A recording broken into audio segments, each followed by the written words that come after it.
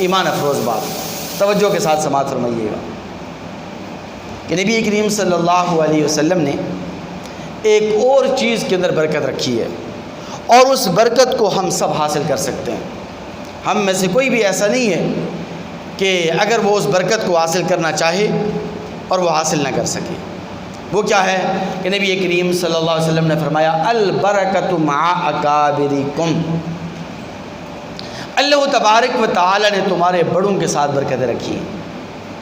یہ جو بڑے بزرگ ہیں نا، والدین، ماں باپ، ہیں جی، استاد، پیر و مرشد، شیخ، اللہ والے، بزرگان دین، اکابر، ان کے ساتھ اللہ تبارک و تعالی نے بڑی خیر و برکتیں رکھی ہیں۔ اچھا، پھر اس برکت کے دو پہلو ہیں۔ ایک تو یہ کہ اگر آپ ماں باپ کی خدمت کریں گے تو اللہ تبارک و تعالی آپ کو دنیاوی طور پر رزق کے اندر خیر و برکت عطا فرمائیں گے، اور اگر آپ کسی بزرگ، کسی اللہ والے، کسی عالم دین، کسی نیک اور صالح آدمی کی خدمت کریں گے تو اللہ تبارک و تعالی آپ کے دین کے اندر خیر و برکت عطا فرمائیں گے۔ والدین کی خدمت سے دنیاوی برکتیں یعنی رزق کی برکتیں حاصل ہوتی ہیں، اور کسی بزرگ، کسی اللہ والے کی خدمت سے دین کی برکتیں حاصل ہوتی ہیں۔ میں آپ کو ایک ایمان افروز واقعہ سنا کر بات کو ختم کرتا ہوں، توجہ کے ساتھ سماعت فرمائیے گا۔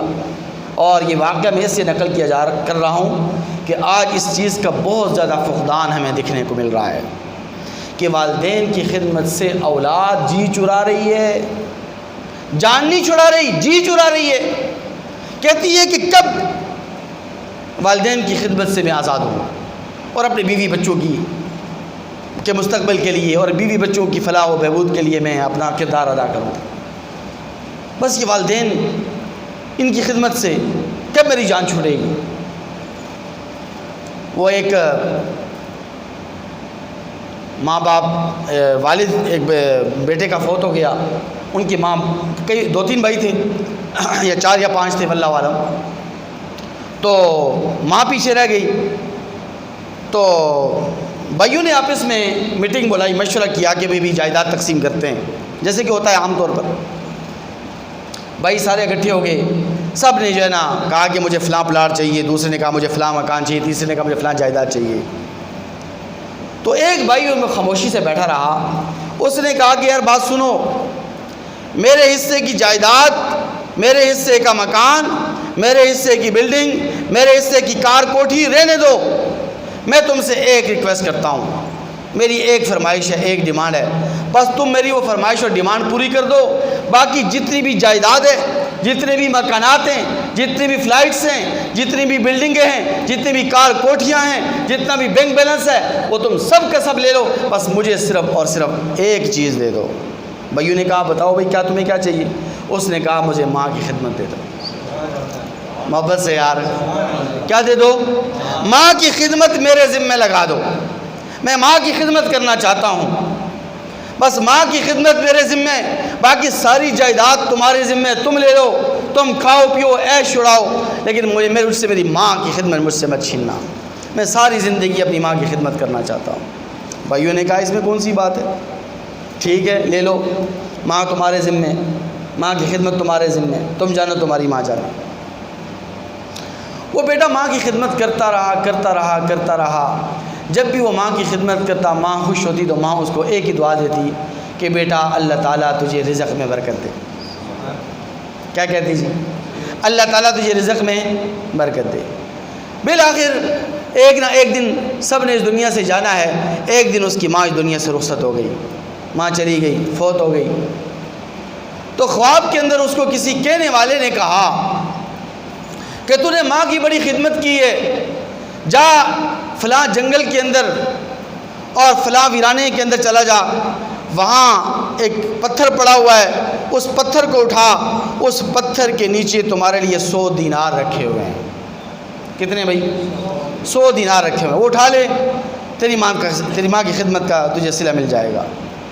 اس نے کہا کہ مجھے ایک بات بتلاؤ کہ یہ جو 100 دینار ہیں، ان 100 دیناروں کے اندر برکت بھی ہے یا نہیں ہے؟ یہ ہوتی ہے ذہن سازی، یہ ہوتی ہے تربیت اولاد کی، کہ جب بچپن میں، لڑکپن میں والدین اپنی اولاد کی دینی اور اصلاحی تربیت کرتے ہیں تو والدین کبھی بھی وہ اولاد کبھی بھی نہیں بگڑتی، وہ اولاد کبھی بھی راہ راست سے نہیں بھٹکتی۔ اس نے اپنی ماں کی منہ سے، ماں کی زبان سے ہر وقت برکت کا لفظ سن رکھا تھا۔ اس نے کہا مجھے یہ بتلاؤ کہ ان 100 دیناروں کے اندر برکت بھی ہے یا نہیں ہے؟ تو کہنے والے نے کہا کہ نہیں برکت تو نہیں ہے، لیکن تم دنیاوی طور پر سے فائدہ اٹھا سکتے ہو۔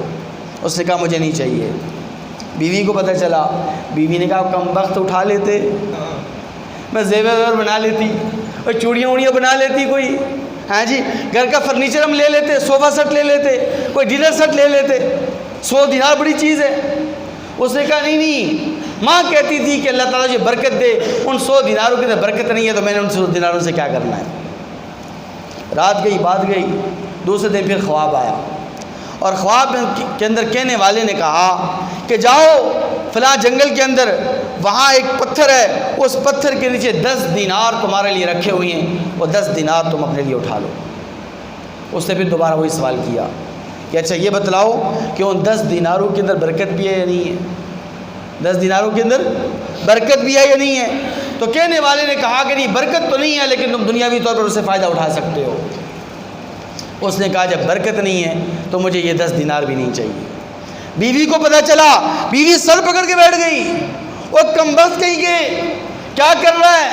مفت میں ایک چیز مل رہی ہے، مال مفت دل بے رحم، مال مفت دل بے رحم، مفت کے 10 دینار مل رہے ہیں، بغیر محنت کے مل رہے ہیں، ہم کوئی دنیاوی طور پر فائدہ اٹھا لیں گے، اٹھا لو 10 دراہم 10 دینار اٹھا لو۔ اس نے کہا نہیں، ماں کہتی تھی کہ برکت برکت برکت، اس میں برکت نہیں ہے، ان دیناروں کی برکت نہیں ہے، مجھے نہیں چاہیے وہ 10 دینار۔ تیسرے دن پھر خواب میں اس نے کہنے والے نے کہا کہ جاؤ جا کے فلاں پتھر اٹھاؤ، اس پتھر کے نیچے تمہارے لیے 1 دینار رکھا ہوا ہے۔ کتنا جی؟ محبت سے بولیں، 1 دینار رکھا ہوا ہے، اس کو اٹھا لو۔ تو اس نے پوچھا کہ اچھا یہ بتلاؤ کہ یہ 1 دینار میرے لیے باعث خیر و برکت ہے یا نہیں ہے، یہ برکت والا ہے یا نہیں ہے؟ اس نے کہا ہاں، اس میں اللہ تعالیٰ نے تمہارے لیے بہت ساری برکتیں رکھی ہیں، بہت ساری خیر و بلائی ہیں۔ یہ بھاگتا ہوا گیا، خوشی خوشی گیا، اس نے جا کے وہ دینار اٹھایا۔ اب جب دینار اٹھا کر وہ واپس آنے لگا تو راستے کے اندر اسے خیال آیا کہ کتنے دن ہو گئے بیوی بچوں نے اچھا کھانا نہیں کھایا، روکی سوکی بھی ہم گزارا کرتے ہیں، آج یہ 1 دینار مل گیا، میں نے کون سی محنت سے کمایا ہے، چلو آج اچھا کھانا کھا لیتے ہیں۔ گیا بازار سے جا کے مچھلی خریدی۔ کیا خریدی؟ مچھلی خریدی، اور مچھلی خرید کر گھر میں لایا اور بیوی سے کہا کہ کتنے دن ہو گئے ہم سب نے، بچوں نے اچھا کھانا نہیں کھایا، آج ذرا اس مچھلی کو اچھی طرح فرائی کرو اور اچھا کھانا کھاتے ہیں۔ بیوی نے مچھلی کو چیرا، اس کا جب پیٹ چاک کیا تو اس کے پیٹ سے ایک ایسا قیمتی ہیرا نکلا، ایک ایسا قیمتی ہیرا نکلا کہ وہ قیمتی ہیرا جب سنارے کے پاس گیا، زیورات والے کے پاس گیا، جولر کے پاس گیا، تو اس نے اس کی اتنی قیمت لگائی اور وہ ہیرا اتنا قیمتی تھا کہ اس کی نسلیں اس کے لیے، وہ اس کی نسلوں کے لیے کافی و شافی ہو گیا۔ یہ ہوتی ہے رزق کے اندر خیر و برکتیں کہ اللہ تبارک و تعالیٰ جب کسی چیز کے اندر برکت رکھ دیتے ہیں تو اللہ تعالیٰ تھوڑی سی چیز کے اندر برکت رکھ دیں تو اللہ تبارک و تعالیٰ اس کو مالا مال فرما دیتے ہیں۔ اس لیے مومن کی زندگی میں کثرت مطلوب نہیں ہونی چاہیے، کثرت مطلوب نہیں ہونی چاہیے، بلکہ مومن کی زندگی میں برکت مطلوب ہونی چاہیے۔ ہمیں کثرت مطلوب نہ ہو بلکہ کیا مطلوب ہو جی؟ برکت مطلوب ہو۔ دعائے رب کریم سے کہ اللہ تبارک و تعالی ہمیں دنیا و آخرت کی ساری بلائیاں عطا فرمائے۔